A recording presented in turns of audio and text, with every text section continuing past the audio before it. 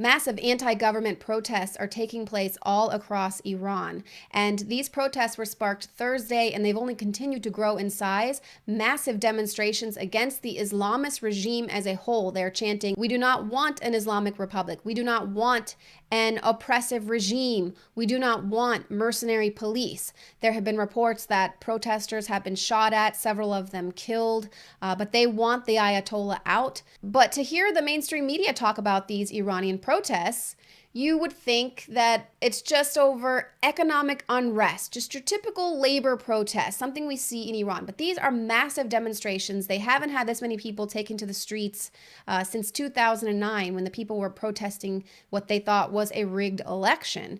So what we're seeing is CNN's headline, "Iranians hold pro-government rallies after 2 days of rare anti-government protests." A witness said government supporters rallied in Tehran. So they're not talking to you about the massive numbers of people who are protesting against the government, but they'll tell you about this one little group that a witness said took place where they were pro their oppressive Iranian regime.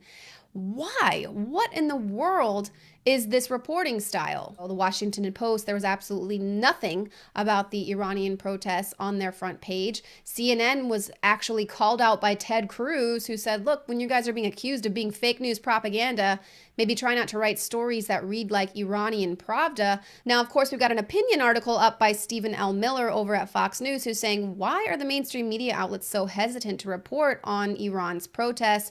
And he points out how the New York Times and others, the Washington Post, they talked about these protests and described them simply as economic grievances, which is the same way Iranian state-run television described them as well. So a lot of people are wondering what's up with the mainstream media coverage of these protests. Are they for an authoritarian police state, Islamo-fascist dictatorship that subjugates women and tortures and kills its dissidents and issues the death penalty for crimes like homosexuality?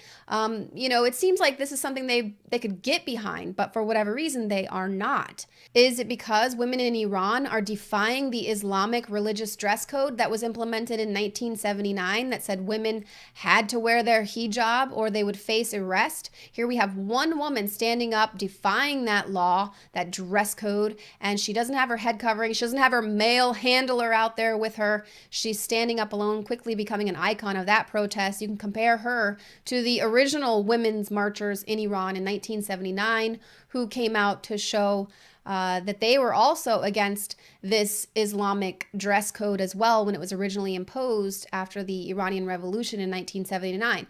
Are these Western media outlets silent because they promoted the women's march and the hijab as a symbol of empowerment? Like, it's so empowering. We remember people were crying. We even have a man wearing a hijab. Oh my God, he's so empowered. People were really upset about this. They said, you know what? Women in oppressive countries don't have a choice when it comes to wearing the hijab. So it's kind of ridiculous that you would use this as a symbol of female empowerment.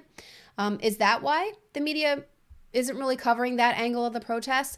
Or is the media failing to cover these Iranian protests in order to protect the legacy of the Obama-Iran nuclear deal? Let's not forget the establishment media were the main cheerleaders pumping out propaganda about this deal. Anyone who even asked questions about it or criticized it at all was immediately attacked. Let's not forget this deal that was so good, Obama had to send a plane with $400 million in cash to Iran the day that they made this deal official. And it was also a ransom payment that Iran agreed to release some of our prisoners.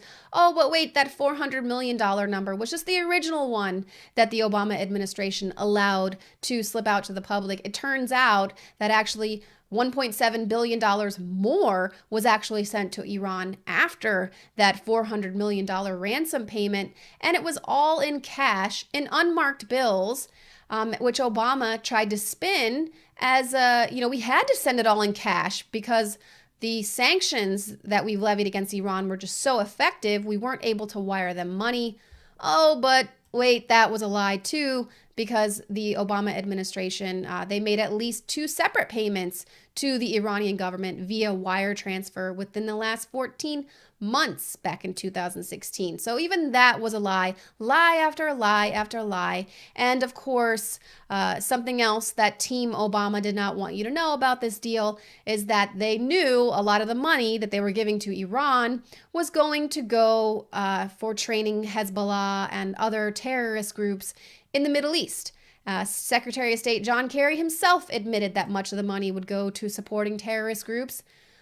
They knew that was going to happen, but they did it anyway. And in fact, CNN has still failed to issue even a single story about that bombshell report coming out of Politico that showed the Obama administration actually let Hezbollah off the hook in order to secure this nuclear deal with Iran. This was Project Cassandra, and there was a U.S. task force that had been looking into the terrorist group Hezbollah for more than a decade.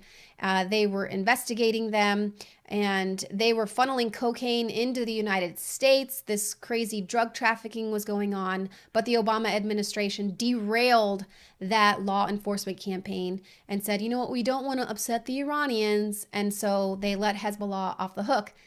Incredible. But CNN, that is not an important story to them. They're not going to tell you about it, but they have gotten to the bottom of that big white truck that was blocking their cameras from being able to show the president playing golf. In ancient times, man roamed the earth in a constant state of hunting or being hunted. Introducing Caveman, where cutting-edge science meets ancient super nutrients. Secure your bottle right now at InfowarsStore.com.